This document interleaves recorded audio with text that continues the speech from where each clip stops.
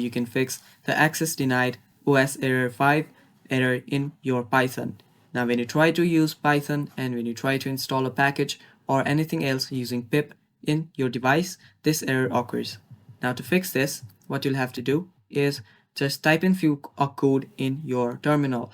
Now before I show you guys what that is, if you're new to our channel, just hit down below and hit the subscribe button so you never miss out on our future videos. So let's begin. So first what you'll have to do is open up your terminal. Now after you open the terminal, you'll just have to type in a code, and that is this. This is pip install space dash dash upgrade dash space dash dash user pip. Now what this does is it installs an upgraded version of pip. Now make sure that you copy this or just type it in and type it in your terminal and hit enter. Now after some times, it's gonna take some time to install and upgrade pip, and after it's done, your problem will get fixed. So that basically is it, guys. Thank you for watching. Stay tuned for more, and bye bye.